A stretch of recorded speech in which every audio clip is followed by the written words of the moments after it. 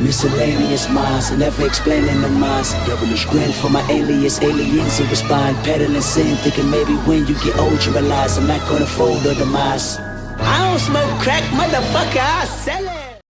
Jon Jones, he was praying that I would lose that fight against Curtis Blades, mate. Praying that I would. What is going on, everybody? This is the Miscellaneous Minds podcast. I'm your co-host, Boom Gato, the cat that hands you your title shot back. And to my left over here is the main man, Jesus Dinero, the man that makes the fat stacks. Together we form the dynamic duo that won't die. Deadly ideas, brother, and spicier content than your girl's OnlyFans. What is going on, everybody? Before we get into tonight's topic, please make sure to like, comment, hate, subscribe, DM us about the bullshit. And with that, let's get right into it. So, listen, the man whose name I can never remember, To Aspinall, has actually been doing quite a bit of trolling all over social media. He's done a number of podcast interviews. He's done a couple of posts on his Instagram, so on and so forth, Twitter and whatnot.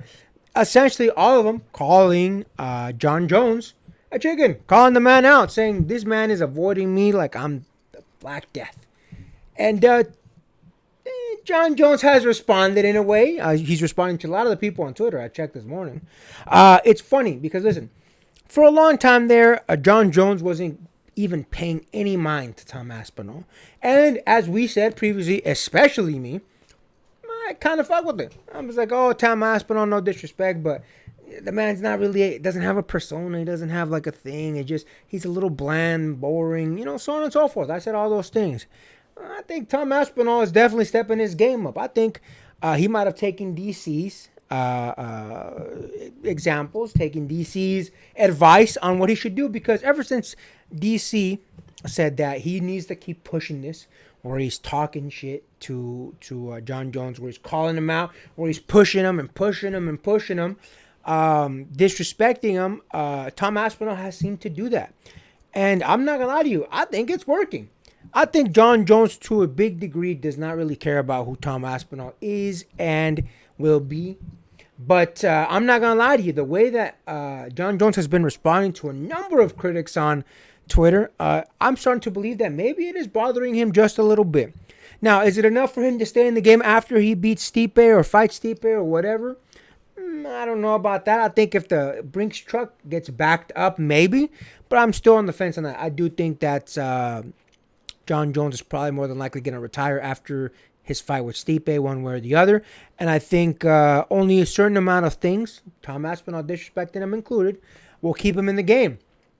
I think it's funny to see Jon Jones trip as much as he is. He's acting very nonchalant in his responses to a lot of the people, but the fact that he's responding about it at all definitely shows that it's getting under his skin.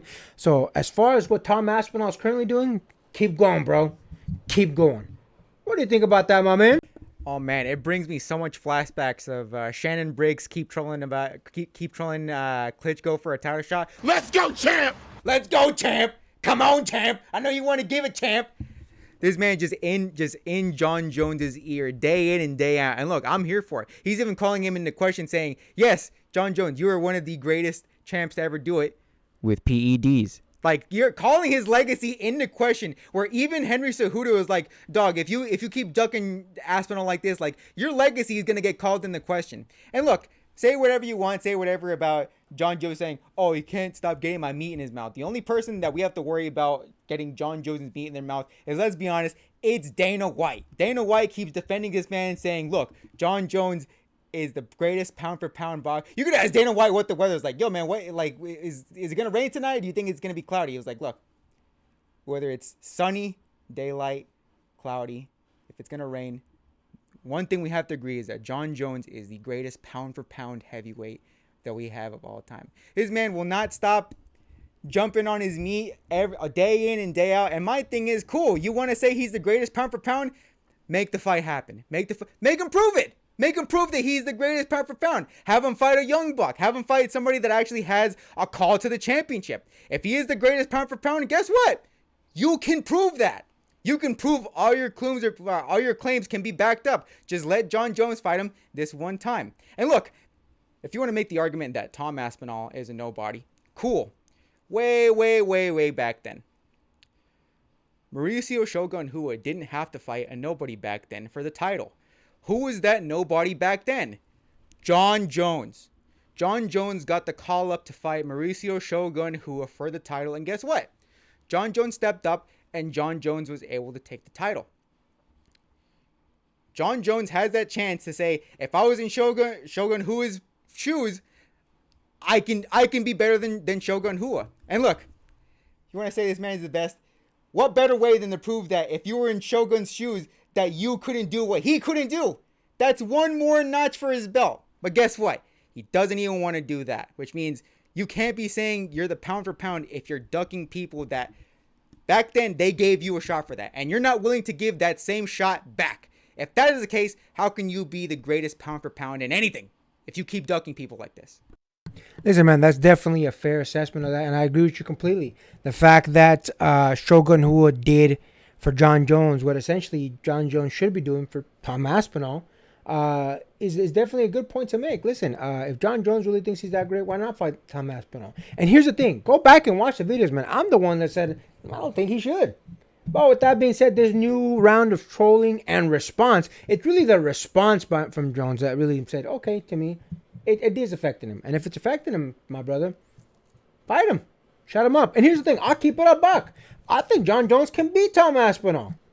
So I don't see a problem with it. I'm not against it. I'm here for the shit talking. And like, listen, again, if eventually Jon Jones does face him, we'll be here to cover it. Whether he wins, loses, draws, whatever. I'm here for it. I think it's hilarious. I think it's a good time for everybody. I don't think anyone's losing by this going on. So let's keep at it. Let's keep watching what's going on. We'll make sure to bring any updates that we see that are hilarious in nature. And with that, make sure to like, comment, hate, subscribe, DM us about the bullshit, and Until next time, get rest, stay blessed. We'll see you on the next one.